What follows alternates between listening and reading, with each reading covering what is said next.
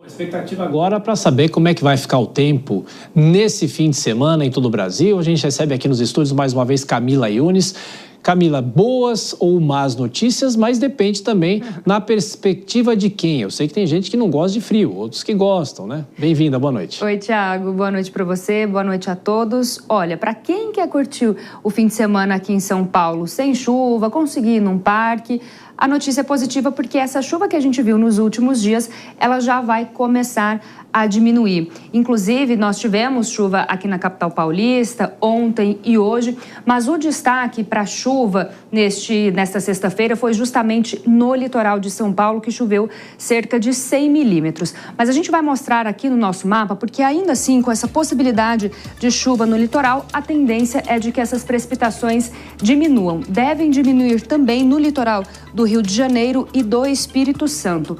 Mas o destaque para este final de semana é justamente a frente fria que avança na região sul do país, vai provocar bastante chuva no Rio Grande do Sul, pancadas de chuva que podem ser acompanhadas de rajadas de vento, possibilidade também de queda de granizo no Rio Grande do Sul.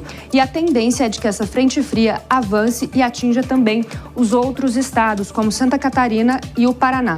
Mas no restante do nosso mapa, toda essa área em amarelo, a gente tem tempo firme e seco para este final de semana. Lembra daquele bloqueio atmosférico que provocou o veranico? A gente já não tem ele mais vigente neste final de semana. Mas ainda assim, temos o tempo firme e seco e sem previsão de chuva, inclusive com aquela baixa umidade relativa do ar em torno de 30%.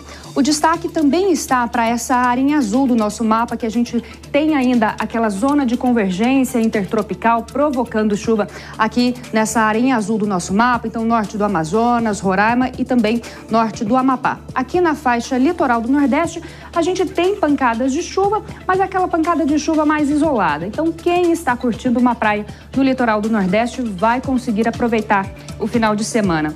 Vamos saber então como ficam as temperaturas para este sábado. Aqui em São Paulo, a gente tem mínima de 16 e máxima de 23 graus. Em Brasília, apesar da nebulosidade, não chove, mínima de 15 e máxima de 26 graus. Em São Luís, tem pancadas de chuva, mas aquela pancada de chuva passageira.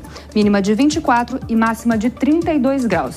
Agora, uma outra informação que a gente tem é com relação a recordes de temperaturas mínimas. A gente vai mostrar aqui na nossa tabela que na madrugada, desta sexta-feira, a gente teve recorde de temperatura mínima em Porto Alegre, que chegou em 9,2 graus Celsius, e Cuiabá, que a temperatura mínima recorde foi de 19 graus Celsius. Olha só, Thiago, a diferença dessas duas capitais, né? Sem dúvida. E é bom lembrar também, nesse fim de semana tem a virada cultural aqui em São Paulo, 20ª edição, e o tempo vai estar agradável, como você disse, não deve chover.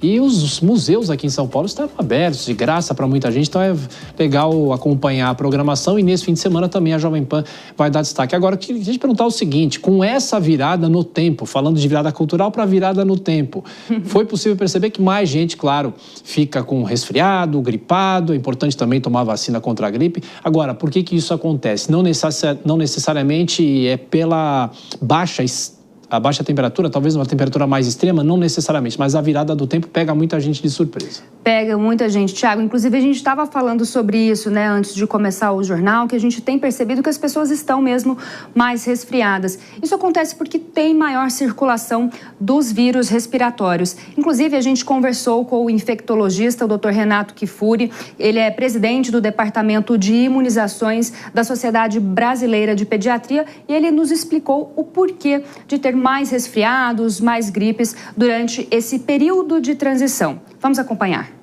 Os vírus, em geral, gostam mais dessas épocas secas e mais frias.